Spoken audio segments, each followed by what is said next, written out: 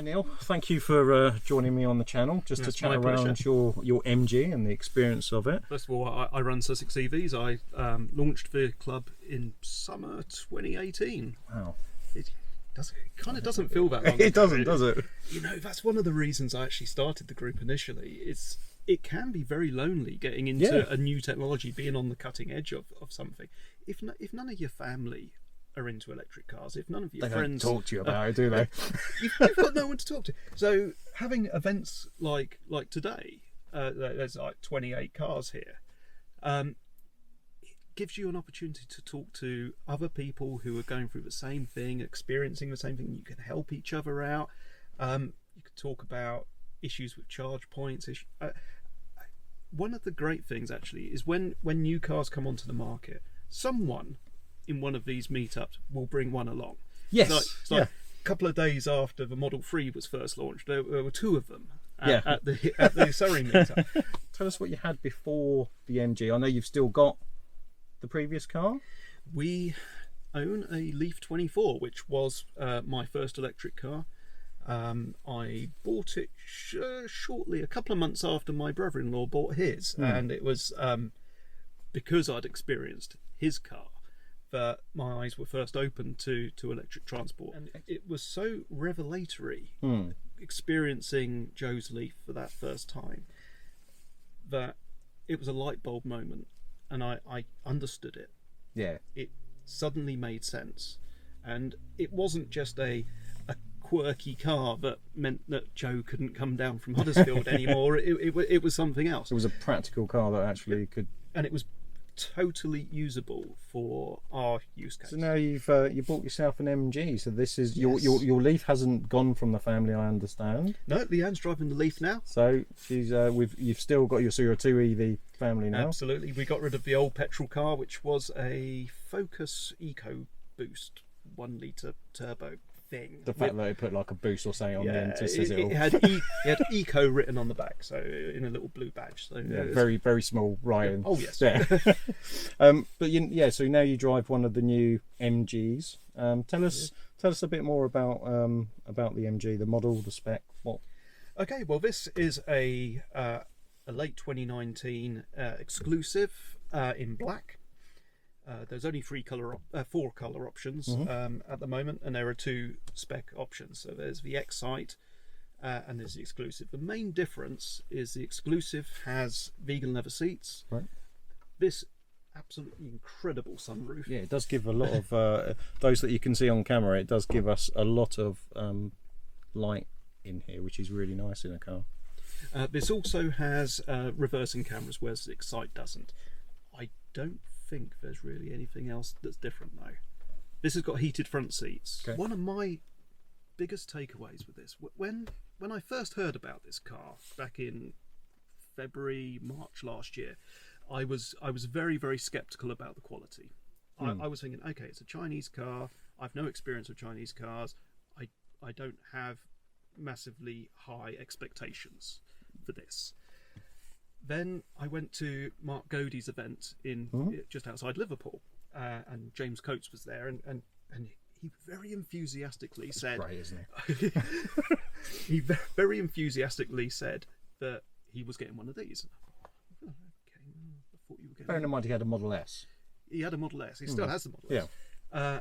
And he was originally thinking about getting a Model 3. Okay. So, Model 3 now. Doesn't make sense. No.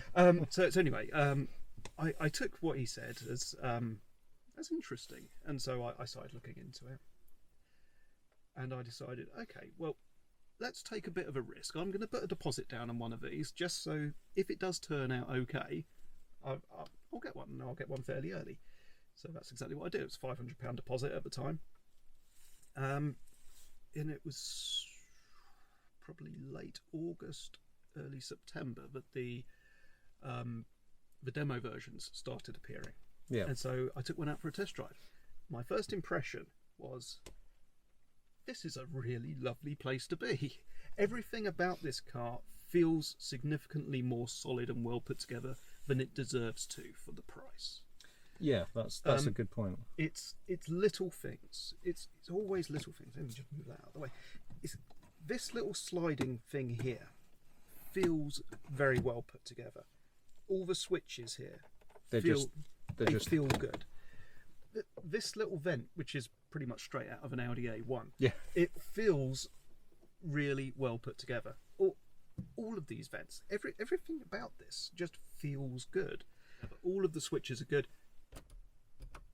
Just little things, isn't it? That normally, like you said, in a Chinese-made car, there's an expectation, I suppose, that's set when somebody says that. But looking around, you can tell that it shouldn't be as high a quality as it actually is. Like you said, considering the price of the car, it's well put together. It is.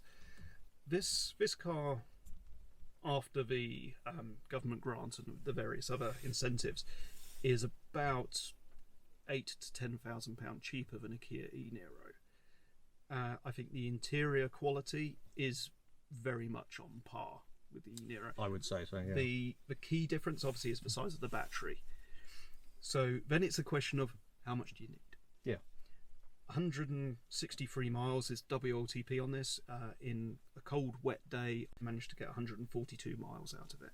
So I believe that in the summer, it's 170 plus should be very, very that's achievable in this. That's pretty impressive considering.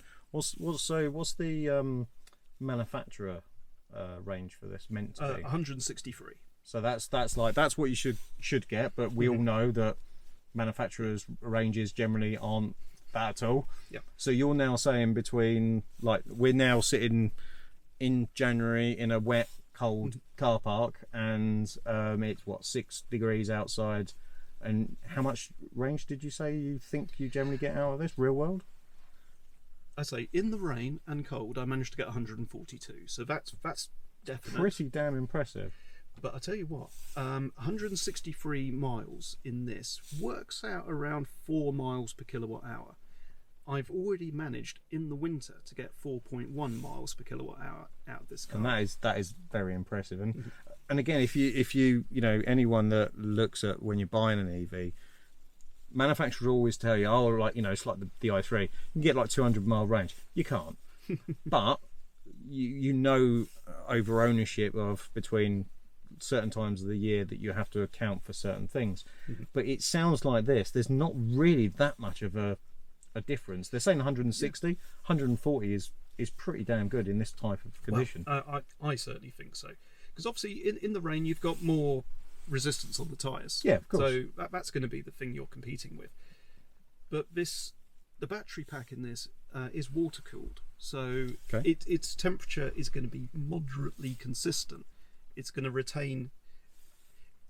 If it gets warm while you're driving it, it's going to then retain that heat for a while. If it starts getting too hot, it pumps cold water around it. So it's going to manage the heat significantly better than say a Gen 1 Leaf or a Gen 2 Leaf. Yeah, of course. And so I just enjoy this. You generally seem happy about owning it, which is really good. You know what, I really do. I look forward to getting in this car every day.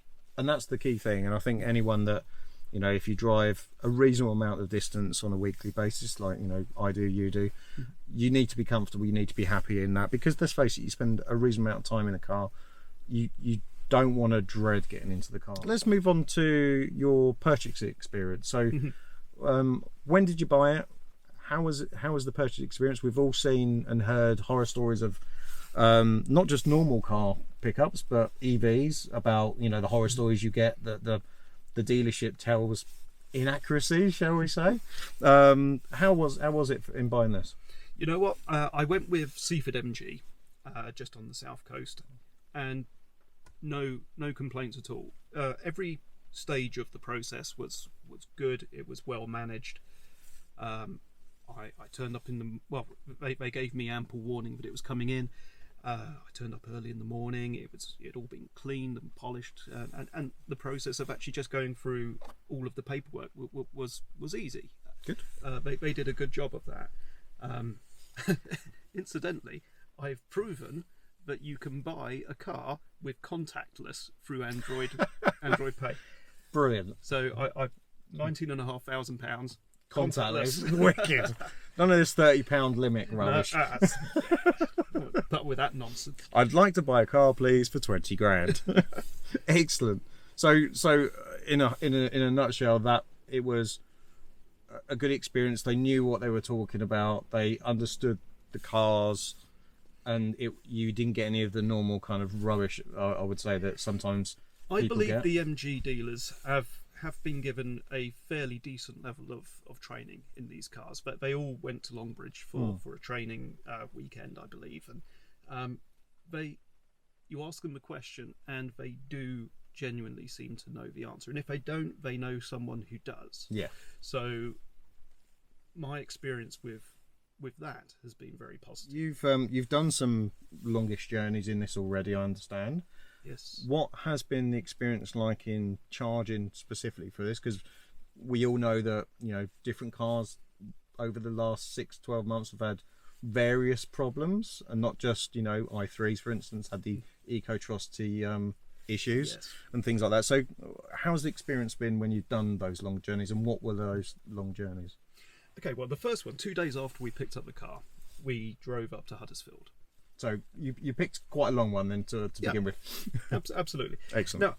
Now, because it was only 2 days into owning the car, I wasn't 100% comfortable with what kind of range I would realistically get out of it. So we actually stopped twice. Okay. The first time, I don't remember where the first time was. It was about 100 miles into the journey anyway. The second stop was in Rotherham, at a Polar Charger at a Holiday Inn, and it was straightforward. We didn't have any issues.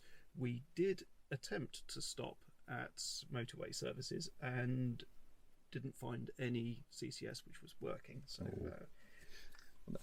we'll cover that in a separate episode, because that takes some time. Yes. So anyway, but that was that. The second long journey was down to Padstow in Cornwall, which from Sussex is about 260 miles. So again, not within the range of your car. Definitely not within the range of the car. And a substantial journey that most people that are new to EVs or don't know about EVs would probably look at and go, not possible.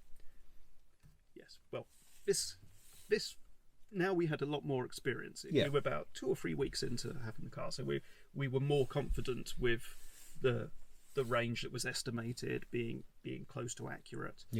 And so what we planned, and we had a backup just in case our efficiency was less than we had expected, but our plan was to get to the Route 303 cafe on the A303, which is about 142 miles from our house. We made it there with 5% left on the battery. Arguably, I should have stopped at 120 miles, because if that last 26 miles, I had bladder anxiety, and I should have stopped, but I wanted to push it as far as I could, and we made it there, 142 miles. It actually was remarkably easy to get 142 miles. I say we had 5% left on the battery. If I'd driven a little bit slower, I probably could have eked that out a bit further. But by the time we stopped there for dinner, by the time our mains came out, the car was back up to 77%. By the time we left, it was 96%. We then had 110 miles to go to Padstow, the last stretch of the journey. We arrived with about 20 miles left.